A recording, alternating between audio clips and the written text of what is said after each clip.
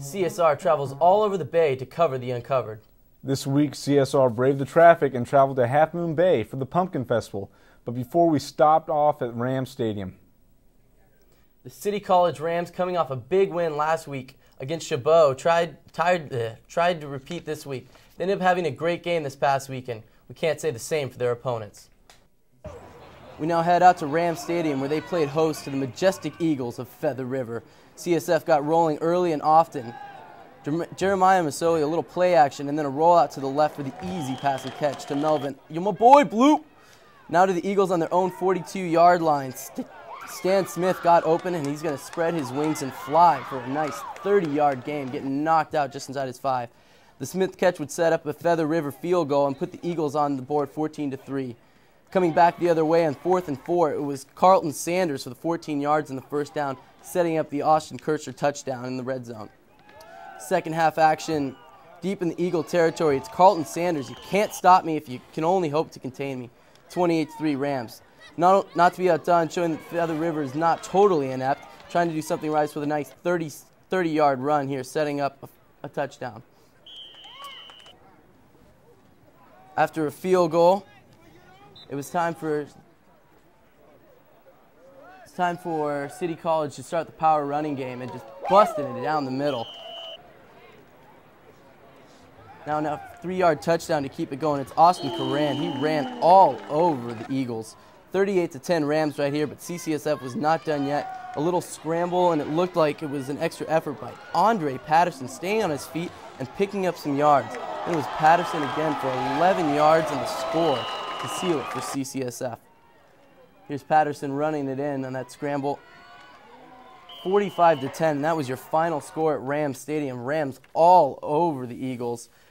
They now head off on their 3-game road streak to a nearby San Mateo, where we see if they can keep their winning streak alive. It's pumpkin season again, and while many are looking forward to the fall festivities, CSR's Shauna Mandola reports it's more than just a piece of pie. Heading west, commuters experienced heavy traffic on Highway 92 this past weekend. Hundreds of spectators made their way to the 37th annual Half Moon Bay Art and Pumpkin Festival. Along Main Street, everyone was all smiles. The usually foggy town had weather that was just right for the occasion. This year's celebration featured world-renowned giant pumpkins, a parade, harvest-inspired arts and crafts, locally grown pumpkin-infused delicacies, wines, and spirits. Chicken pumpkin sausage.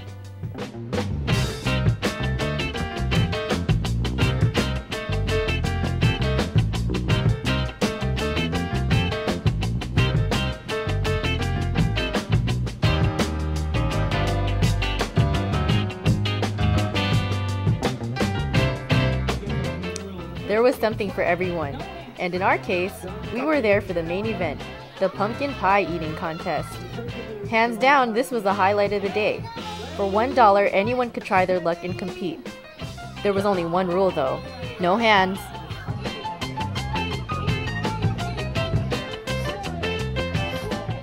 The audience would decide the overall winners.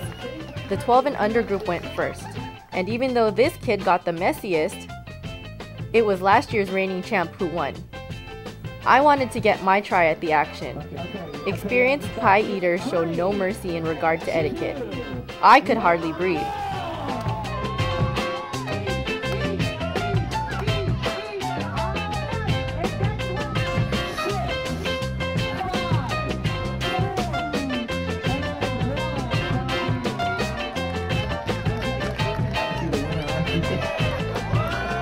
Though I put up a fight, I could not finish my pie, and evidently was not messy enough to win the audience vote.